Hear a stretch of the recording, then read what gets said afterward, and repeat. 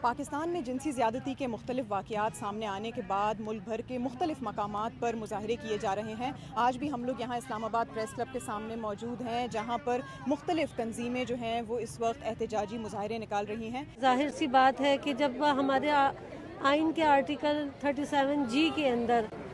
بے حیائی پھیلانے والی ہر چیز کے اوپر قدغن لگانے والے قانون موجود ہیں،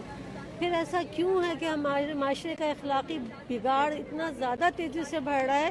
کہ ہر دوسرے تیسرے دن کے اندر ایسے بے شمار واقعات ہیں جو رجسٹر ہو رہے ہیں اور جو نان رجسٹر ہیں خدا جانے ان کی تعداد کیا ہے۔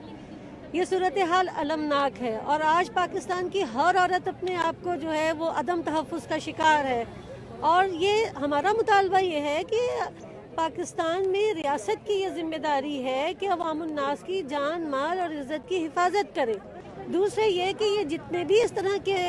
جرائم پیشہ جو طبقہ ہے وہ کیوں نہیں پکڑے جاتے، ان کو پکڑا جائے،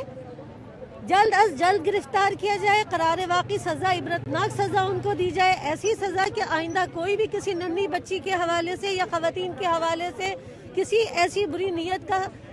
شکار ہی نہ ہو سکے۔ اب وہ دور تو ہے نہیں کہ لڑکیوں کو اندر بند کر دیں، چاہے ہم کوئی گاؤن پہنتا ہے چاہے کوئی جیسے پھرے، لیکن ہر کسی کی بچے، اب ہماری بچیاں یونیورسٹیاں جاتی ہیں، اوبروں میں آتی ہیں جاتی ہیں، اب کون ان کو چھوڑے لے، اور ہر گھر میں گاڑی نہیں بھی ہوتی، نہیں افورڈ کر سکتے کہ گاڑیاں اتنی گاڑیاں لو کہ ہر بچے کو الگ الگ یونیورسٹی میں چھوڑو، تو پھر جانا ہے، کبھی رات کو 8 بجے بچی گھر آ رہی ہے، تو دل تو پھر بندے کا، جو اگر اس طرح کا ماحول ہو تو کیا کریں گے، پھر مشکل تو ہوتی ہے۔ تو اس لیے اب قانون بنانے چاہیے سخت، اور جو اس طرح کا ہو کوئی واقعہ اس پہ سزا ملنی چاہیے۔ دیکھیں، بہت ضرورت ہے کہ قوانین کو سخت تو کر دیں، جب تک ان کو امپلیمنٹ نہیں کیا جائے گا، جب سپیڈی جسٹس نہیں دیا جائے گا۔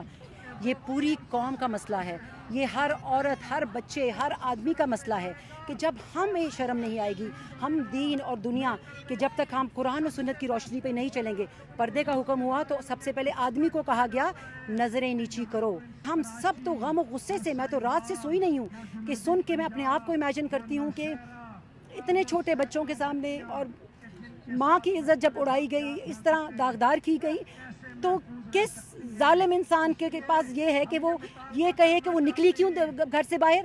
کہ جو قبروں میں مردہ عورتوں کی بے حرمتی کی جاتی ہے، کیا اس مردہ عورت کے ساتھ اس کے محرم کو بھی دفنا دیا جائے؟ تو آج یہاں پر جتنی بھی خواتین اکٹھا ہوئی ہیں، ان کی جو مجموعی ایک وہ ڈیمانڈ ہے، مطالبہ ہے، وہ یہی ہے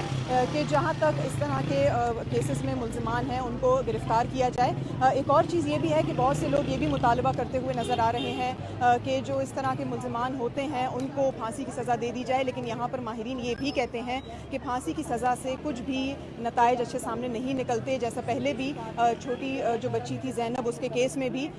جو ملزم تھا اس کو پھانسی دی گئی، لیکن اس کے بعد سے ریپ کے کیسز نہیں ختم ہوئے، نہ اس میں کوئی فرق آیا ہے۔